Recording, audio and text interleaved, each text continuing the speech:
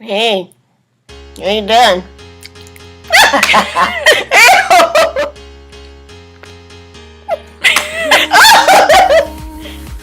Live long and prosper.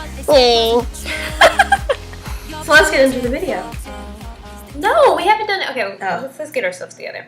Hi, y'all. Hi! So we're back after our hiatus. We're gone for a month. way more than a month. Was it longer? Sorry. Anyway. 2 months. Sorry, but we're back and we're glad that y'all looked at it, the video. So we're super excited about that. Sorry, my arm's itchy. For those who don't know, I'm Lauren. I'm Natalie. And yeah, let's just get into this. We decided that we wanted to do a vlog about being content in your singleness.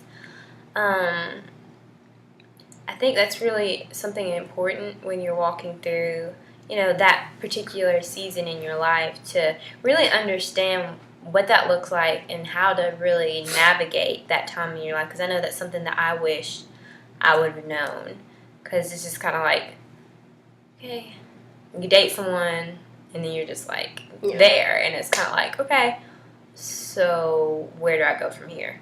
And so you find that out, but it's also really cool and great to have people to be able to give you tips as far as how to manage that time in your life. So we're going to talk to you about some ways that kind of work for us and have worked for us in the past, because at one point everyone is going to be single, and at one point maybe everybody will be married. No, not everybody gets married. Thanks, Betty. Okay. So sort of. Okay, so take it away, Lauren. I'm going to talk about, don't focus so much on having a bae, that's what you young people say, or a boyfriend, or whatever. They're really not necessary when you're trying to get certain places in life. Sometimes they can be a distraction.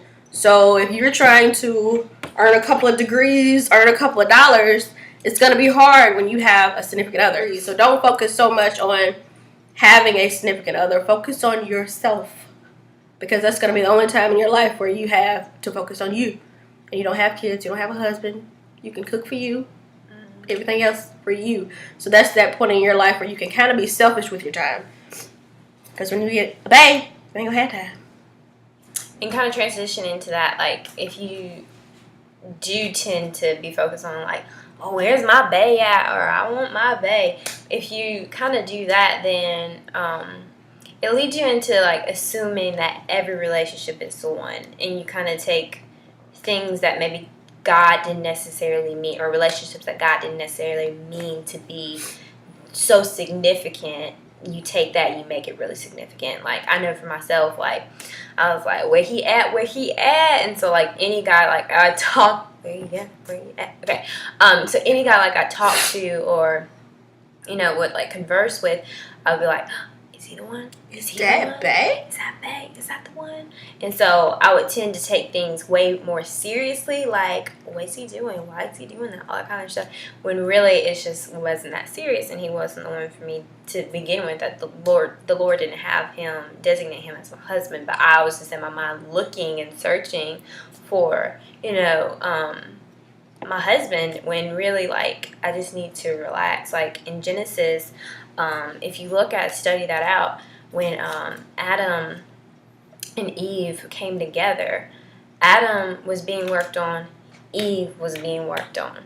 Adam was asleep, the Lord was doing some things in his life, Eve was being worked on. And when it was time for the Lord to bring them together, he brought Eve to Adam, and Adam was like, that's the one. Like, you'll know. Like, it'll just be a knowing. So don't, like, search and it'll be like, is he the one? Is he the one? Every relationship. And you miss out on some of the great things that a relationship has to offer you if you're continually, Focus on the wrong thing. Exactly. Like, you might just be getting a good friendship out of, that particular relationship, or you might just be getting, a word of encouragement from this relationship. But if you're taking every relationship as, he's the one, then you kind of miss the point for each relationship. And when you're so focused on searching, like, is he the one? When you're so focused on that, you lose focus on enjoying where you are, and enjoying being single, and focusing on being content and loving the season that you're in. in Song of Solomon, it mentions a couple of times to not awaken love before it's time. Because if you do, it's like waking up a sleeping baby. They say not to wake up a sleeping baby because it makes them cranky and it's not time for them to wake up. So with relationships, it's kind of similar. Like, don't rush into something or don't make something happen that was never meant to happen. Because that's when you start having heartbreak that you were never meant to have, or whatever else, you were never meant to have because that wasn't God's timing for you. So don't rush into things. I'll put the exact scripture, well, she'll put the exact scripture in the description bar. And I think it's Song of Solomon 2 or something. I don't know. It's mentioned a couple times in there. And I'll post the Genesis chapter. Everyone reads Genesis, but when you read it in that light and you really notice the dynamics of how Adam and Eve came together, it's really interesting because before Adam saw Eve, the Lord was like, Adam needs a partner. And so that's when Adam goes and looks through all the animals and starts giving them names. And so it's like, okay, that animal. But when the Lord brought Eve to Adam, he was like, she's the one. That's the one I'm supposed to do. And what's kind of out of all smart, it's like he kept saying like that wasn't for him. Right, like out of all the animals, he's like, no, that's not it. No, you're not it. No, you're not it. No, you're not it. She's the one. And it's the same. It's kind of the same. It's the same thing nowadays. Like, God will bring you to your Adam, and your Adam will know that you're his Eve, and he will work, and it won't be confusing. It will be clear, like, you're mine. I know it, and I'm going to pursue it. So it's not going to be any like, oh, I don't know. It's going to be very clear, and because he will know, and then of course you will know. So next point. The next point is to focus on your relationship with God. During this time, like, spend time with God. Go on dates. Not too long ago, I went to the movies by myself, and people made such a big deal out of it. But it was like, I wanted to go to the movies, so I went. So if there are things that you want to do as a single, do it. If you want to go to the movies, go. If you want to go out to eat, go out to eat. Anybody ask you who you go with, say Jesus. Focus on your relationship with him. Read your word. Spend time with him. Because when you get in a relationship, you're spending time with that individual because you want to get to know them. Same with God. You want to know him, spend time with him. And kind of bouncing off of that, like, I know for myself, like, I would go on, like, dates with God. Like, literally, I would go out to, like, a restaurant. I would have my Bible, and I would have my devotional, and me and God would just kick it, and I would talk to him. I would tell him about, my day. Like, it would literally be a date with God. And it's important to build that relationship because your relationship with God teaches you to have a relationship with a man. You learn how to submit.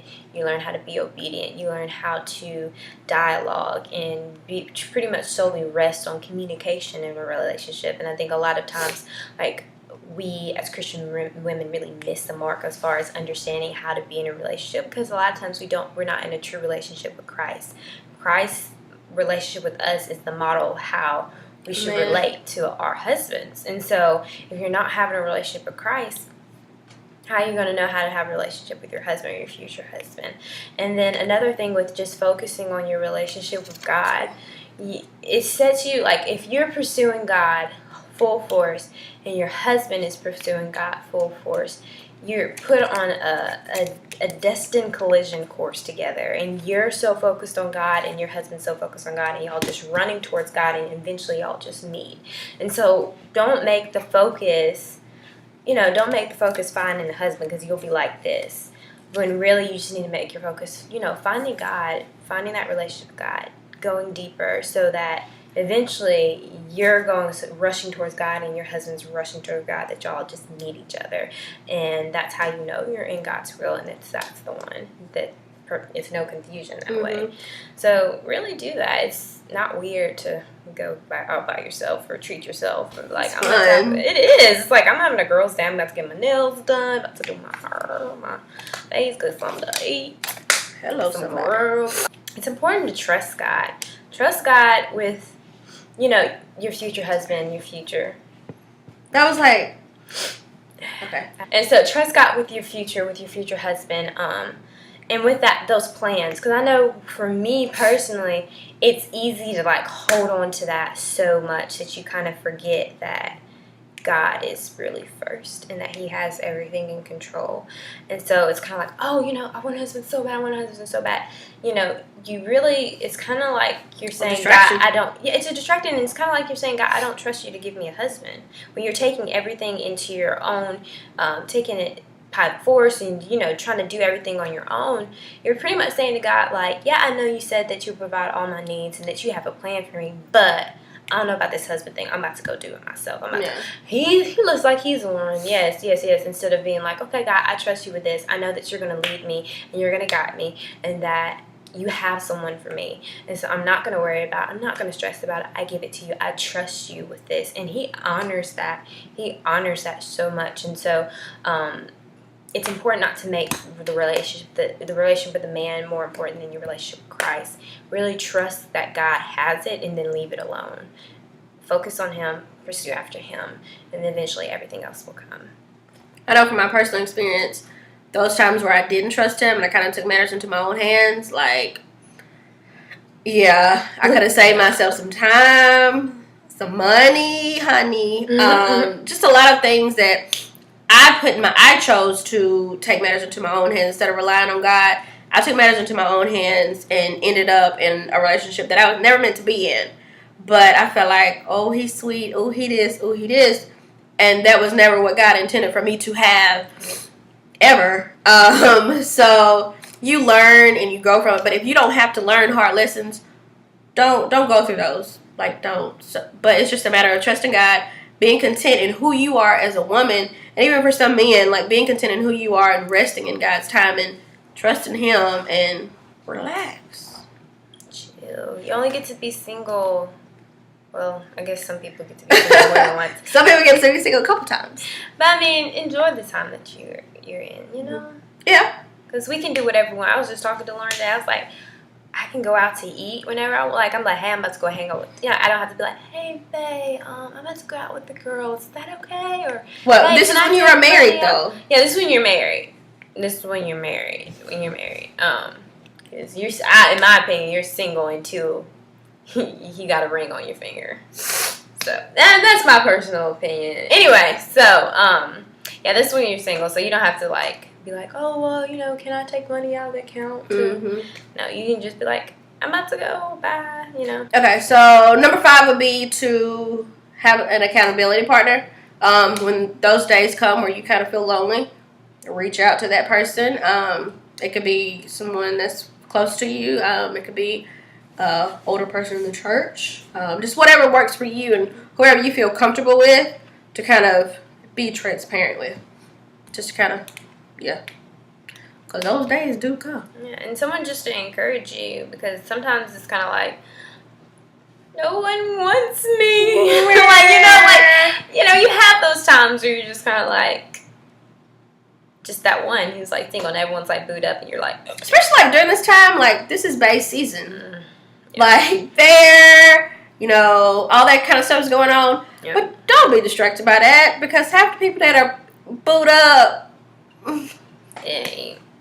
don't be distracted. Exactly. And so just having that person where you can be like, I'm really struggling, like those kind of things, and just to help you out, like that's really important to have in your life, to be able to just reach out to and really have someone pour into you while you're in this state of singleness so that you can continue to be content and not be, sitting there, waiting, I don't like when people say like single and waiting. I like saying single and resting, because like waiting is like as some type of expectancy, like I'm like I'm waiting, whereas resting is like I'm resting, I'm chill, I'm good, I'm single, and whenever it's time that the Lord sees it fit for me to not be single anymore, that's when my babe will come. And so that's why I like saying like single and resting, the season of single and resting, to have someone to pour into you so that you continue to be encouraged during this season. The last thing that we wanted to say pretty much was have fun. Like you're single, honey. You better go out there and have fun. Have good, clean fun. Don't be going out there and be in the club like no. Because your husband, who God has chosen for you is not going to be in the club. And I repeat, he's not going to be in the club. He's not going to be in the club. And if he's in the club, he ain't the one. He ain't the one. First of all, baby, don't be in the club. You need to be in the Bible. That's where you need to be. Be in the Bible. Go to that Sunday service and that Wednesday service. Yes, Lord. And that back to church service. Sorry. Yes, Lord. Amen. Won't he do it? Won't he do Won't it? they do it? And have fun. Yeah. Like, seriously. Enjoy your singleness. Enjoy your oneness with the Lord. Because this is going to be, I don't want to say the only time that you'll be single. I don't want to say that. But this is going to be your only time where you don't have kids to run after, a husband to make sure he's fed and everything else. And, vice versa for the males that might be checking in.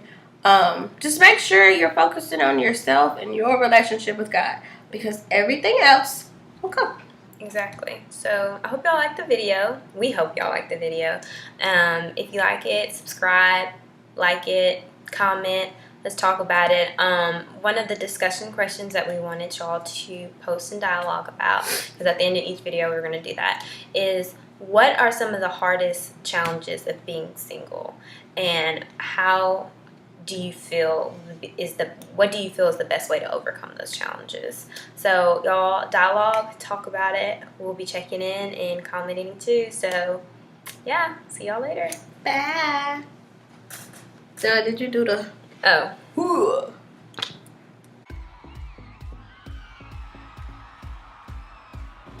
We didn't forget about y'all. Just got busy. And she's away at school. Yes. So I'm gonna be posting more individual. Stop that. Sorry. Hi. Hi. My name is Natalie Jones. Don't put your whole government. Did I have this shirt on last video?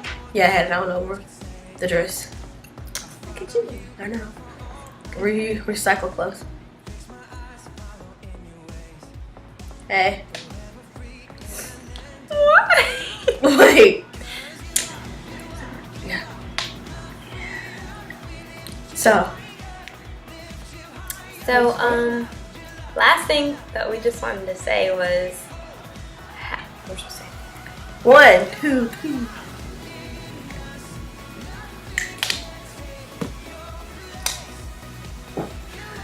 Hi y'all.